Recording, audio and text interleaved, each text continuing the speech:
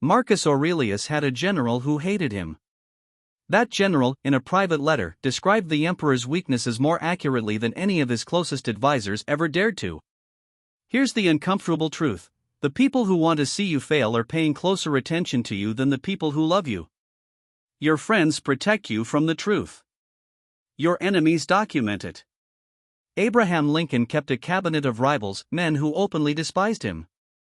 Seward, Chase, Bates. He didn't do it because he enjoyed the tension. He did it because he understood that flattery is a blindfold. These men would tell him exactly what was broken about his thinking because they had something to gain by being right. Your friends have something to gain by keeping you comfortable. Friendship runs on social lubrication.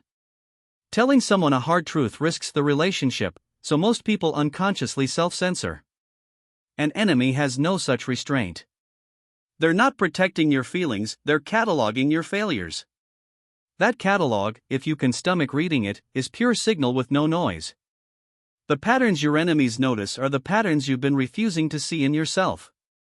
Carl Jung called it the shadow, the parts of yourself you've buried because they're inconvenient or ugly. He observed that what we suppress doesn't disappear, it leaks out sideways. Your enemies see that leak. The colleague who calls you controlling isn't necessarily wrong, he might be seeing the thing your team is too polite to name. The ex who says you never really listen might have spent 3 years watching you perform attention without delivering it. We're blind to our own defaults. We experience ourselves from the inside, our intentions, our reasoning, our justifications. Other people experience us from the outside, our patterns, our habits, our defaults under pressure. Enemies, because they're watching critically, catch repetition that friends have long since stopped noticing. Jung's insight was that the fastest path to self-knowledge isn't introspection alone, it's friction. How your enemies treat you reveals your actual social position, not the one you think you have. Machiavelli wrote in The Prince that a leader could measure his real power not by the loyalty of his allies but by the boldness of his enemies. If your enemies are cautious around you, you have leverage. If they're open in their contempt, you don't. Teddy Roosevelt understood this. He tracked which interest groups fought his policies hardest, because their resistance told him whether he was hitting a rail nerve or just making noise. Social dynamics are a competitive landscape. The people who oppose you are running a real-time cost-benefit analysis. If attacking you is cheap and low risk, they'll do it openly. If you have genuine standing, influence, or capability, they'll be more careful. The texture of your enemy's opposition is honest feedback about your actual weight in any room. Seneca's insight: the man who angers you controls you. Your enemies know exactly which lever to pull. Think of the last time someone got under your skin: a snide comment in a meeting, a dismissive tone, a pointed criticism in front of others. You replayed it for hours. Maybe days. That person, whether they knew it consciously or not, had identified a live wiring you. Seneca wrote to Lucilius, "Consider how much more you often suffer from your anger and grief than from those very things for which you are angry and grieved." The enemy didn't create the wound. They found one that was already there.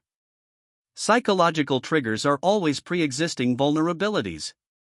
Nobody can make you feel inadequate unless some part of you already doubts yourself in that area. When an enemy successfully gets a rise out of you, they've located a specific, unresolved wound. That's not a reason to resent them, it's diagnostic information.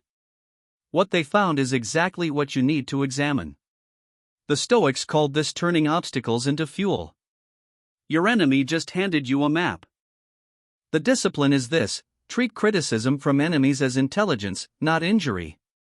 Epictetus, a former slave who built one of the most rigorous philosophies of self-mastery in Western history, taught that we cannot control what others say about us, only what we do with it.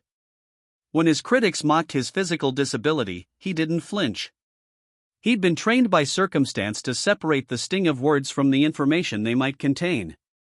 The man who calls you weak might be wrong about why, but if 3 different enemies over 5 years have used that word, the pattern is worth investigating. The default response to criticism from someone who dislikes you is to dismiss it entirely. They're biased, they have an agenda, they're projecting. That's sometimes true. But dismissal is also the most convenient response because it costs nothing and changes nothing. The more disciplined move is to extract the data point from the emotional charge. Ask, is there a version of this that's true? Not whether they delivered it kindly, they didn't, and they weren't going to.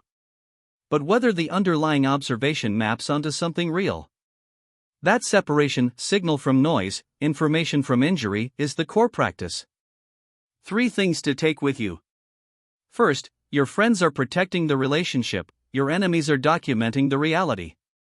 Both are useful, but only one of them is giving you unfiltered data. Second, the triggers your enemies find are always pre-existing wounds, they didn't create them, they located them. That's a map, not an attack. Third, the discipline Epictetus and the Stoics practiced wasn't indifference, it was extraction. Pull the information out of the insult. Leave the emotional charge on the floor. What remains is some of the most accurate feedback you'll ever receive about who you actually are, not who you intend to be. If this resonated with you, subscribe, we drop one every Tuesday and Friday. No motivation speeches, no empty affirmations. Just philosophy that holds up when things get hard. Hit the bell so you don't miss the next one.